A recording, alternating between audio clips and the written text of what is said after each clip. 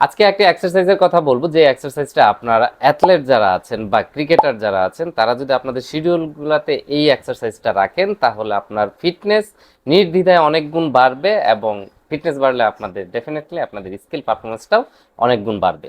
তো যে এক্সারসাইজটার কথা বলবো আমি আজকে, সেই এক্সারসাইজটা আপনারা অনেকে হয়তো বা জানেন, কিন্তু কিভাবে পারফর্ম করতে হবে নিয়মিত বা আপনাদের প্রতিদিন ওয়ার্কআউট শিডিউলে কিভাবে রাখবেন সেটা হয়তো অনেকে জানেন না। সেটা আজকে এই ভিডিওর মাধ্যমে আপনারা জানতে পারবেন। তো যেই এক্সারসাইজটার কথা বলছিলাম, রোপ স্কিপিং। রোপ স্কিপিংটা এটা আমাদের খুবই ইমপ্রুভ করে সব দিক দিয়ে। তো কি কি ইমপ্রুভ করে বা এটা আমরা কিভাবে পারফর্ম করব, এই কিছু কথা বললে আপনারা জিনিসটা আরো ক্লিয়ার হয়ে যাবে। আমার আর বলা লাগবে না, আপনারা নিজেরাই আপনাদের ফিটনেস শিডিউলে এই এক্সারসাইজটি আপনারা নিয়মিত রাখবেন। তো রোপ স্কিপিং আমাদের মোটর কোঅর্ডিনেশনটা দ্বিগুণ বৃদ্ধি করে। অন্যান্য যে কাজগুলা করে আমরা আমাদের কোঅর্ডিনেশন বা ব্যালেন্সটা ইমপ্রুভ করতে পারি, তার থেকে দ্বিগুণ ইমপ্রুভ হয় এই রোপ স্কিপিং এর মাধ্যমে। তো এই ব্যাপারে ইটালিয়ান সায়েন্টিফিক গবেষকরা প্রাক কৈশোর বয়সী কিছু ফুটবলারদের দুইটা ভাগে ভাগ করে একটা গবেষণা করে। যে গবেষণার ফল 2015 সালের journal of sports science and মেডিসিনে প্রকাশ করা হয়, যেখানে বলা হয় যে যারা এই রোপ স্কিপিংটা করে তাদের দ্বিগুণ মোটর কোঅর্ডিনেশনটা বৃদ্ধি পায় নন স্কিপিং টিমমেটদের থেকে। এদিকে হেলদি হার্টের জন্য রোপ স্কিপিং আমাদের অনেক বেশি সাহায্য করে। দেখেন, হার্ট টেস্ট না করে আপনারা কখনোই বলতে পারবেন না যে আপনার হার্ট সুস্থ আছে বা ভালো আছে। তো একজন অ্যাথলেটের কিন্তু সুস্থ এবং হেলদি হার্টের খুবই প্রয়োজন, তা না হলে সে কিন্তু হাই ইন্টেন্সিটি ওয়ার্কআউটগুলো করতে পারবে না। তো হাই ইন্টেন্সিটি ওয়ার্কআউটের জন্য আপনাকে অবশ্যই অবশ্যই এই রোপ স্কিপিংটা আপনার ওয়ার্কআউট শিডিউলে রাখতে হবে।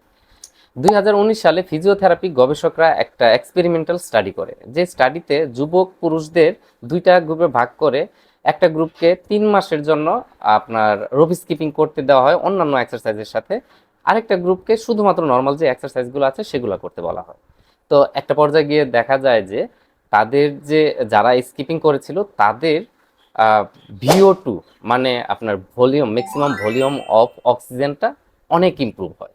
এটা আরেকটু সহজ করে বলি যে আপনাদের যে আমরা যখন এক্সারসাইজ করি, এক্সারসাইজ করার সময় আমাদের যে অক্সিজেনটা ইউজ করি, সেই অক্সিজেন লেভেলটা আমাদের অনেক বেশি ইমপ্রুভ করে আমাদের এই রোপ স্কিপিং এর মাধ্যমে। বোন মিনারেল ডেনসিটি ডেভেলপ করতেও রোপ স্কিপিং এ আমাদের অনেক বেশি সাহায্য করে, মানে হাড়ের ঘনত্ব, মিনারেল বা ক্যালসিয়াম এই যোগানগুলো নিশ্চিত করে হাড়কে টেকসই প্রদান করে। হাড় যদি টেকসই না থাকে অ্যাজ এ অ্যাথলেট, আপনি কিন্তু ইনজুরিতে পড়ার সম্ভাবনাটা আপনার অনেক বেড়ে যাবে। তো American journal of health promotion 2015 সালে তারা একটা এক্সপেরিমেন্ট প্রকাশ করে, যেখানে 25 থেকে 50 বছরের মহিলাদের দুইটা গ্রুপে ভাগ করে একটা গ্রুপকে 2 মাসের জন্য রোপ স্কিপিং করতে বলা হয় দিনে 2 বার, আরেক গ্রুপকে নর্মাল যে কাজগুলো আছে সেগুলো করতে বলা হয়।